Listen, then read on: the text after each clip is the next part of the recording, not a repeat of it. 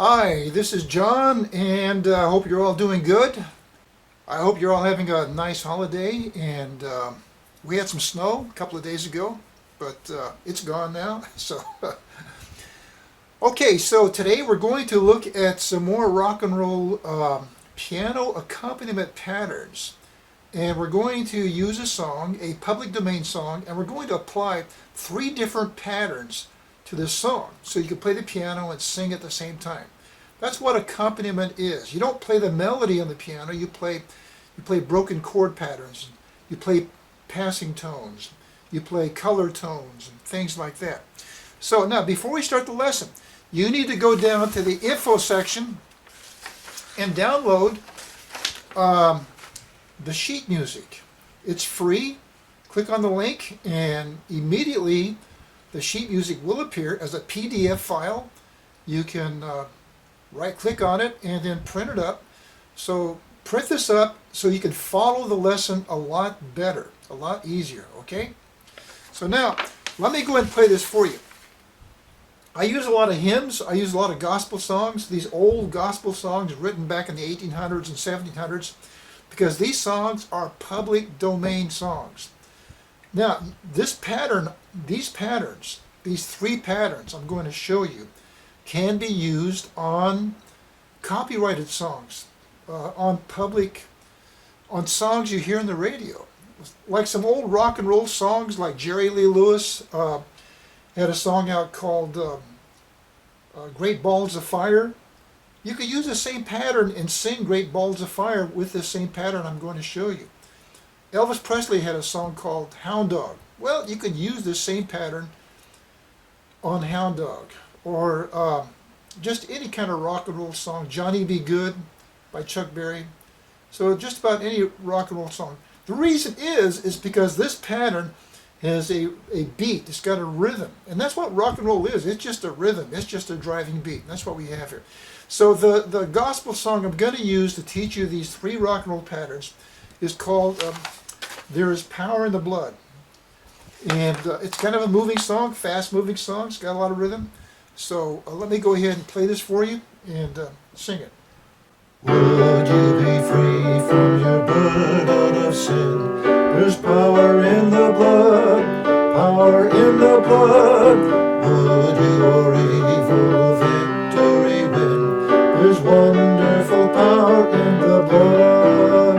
There is power, power, wonder-working power in the blood of the Lamb. There is power, power, wonder-working power in the precious blood of the Lamb.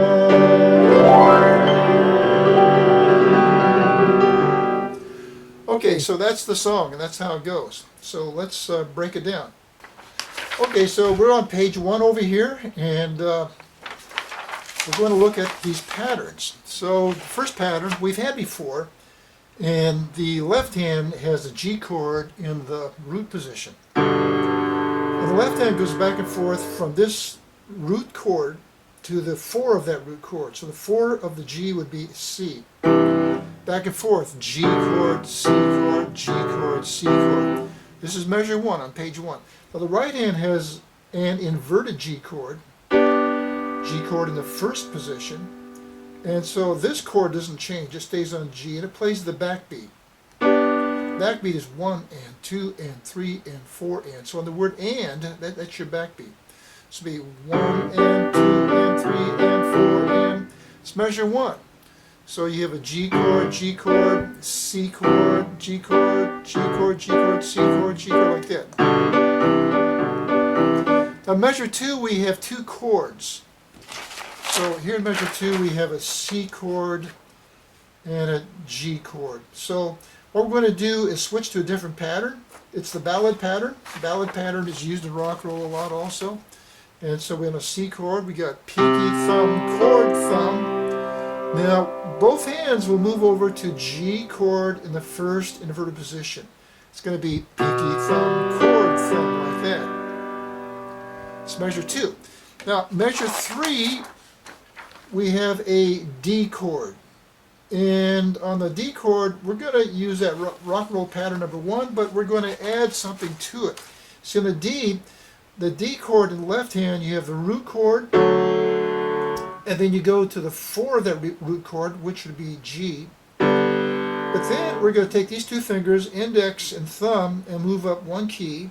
Pinky will stay right there on D, and we'll play a partial D7 chord like this.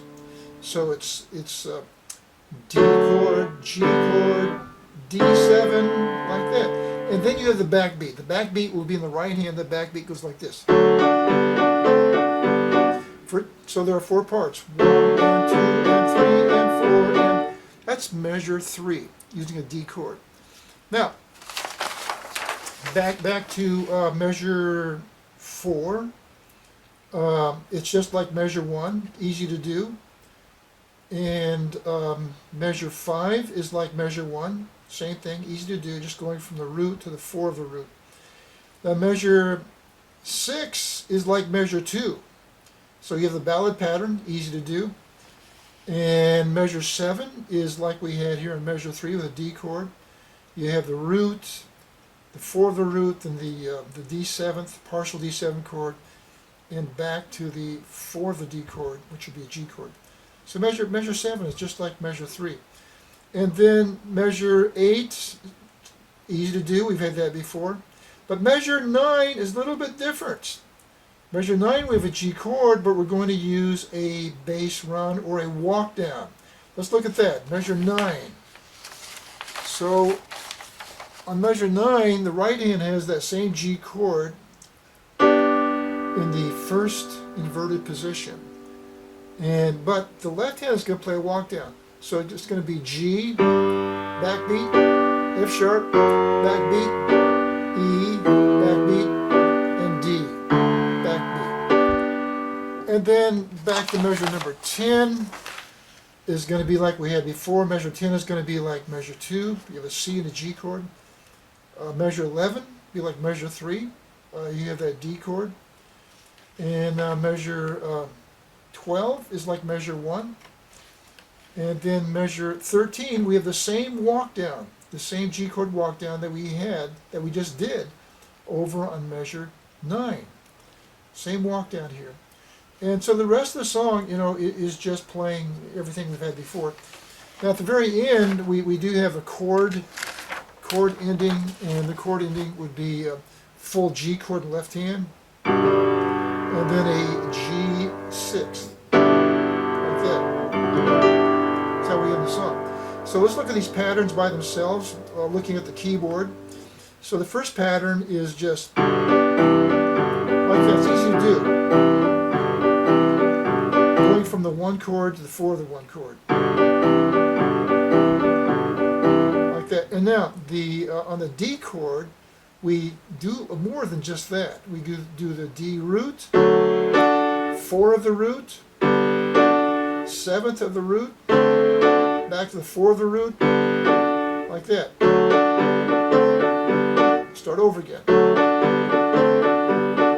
Okay, now when we have 2 chords in one measure, like a C chord and a G chord, we switch the ballad pattern.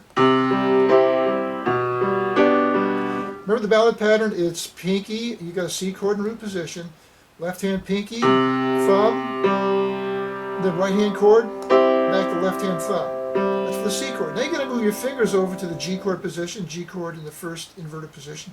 Same thing, it's left hand pinky, left hand thumb, right hand chord, back to left hand thumb. So fast it's like that. So you want to practice that back and forth. Like that. And then we have the walk down for a G chord walk down. It comes up 2 times in the song. It comes up on measure 9 and it comes up on measure 13. It's real easy to do.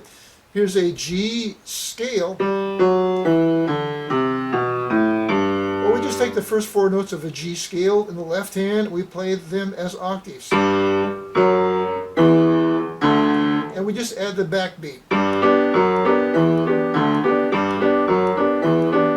So in the song, we're intermingling 3 different rock and roll patterns to make the song sound more rhythmic and have more variety. So watch me play it again. Would you be free from your burden of sin? There's power in the blood, power in the blood. Would you or evil victory win? There's wonderful power in the blood. There is power, power, wonder-working power in the blood of the Lamb. There is power, power, wonder-working power in the precious blood of the Lamb.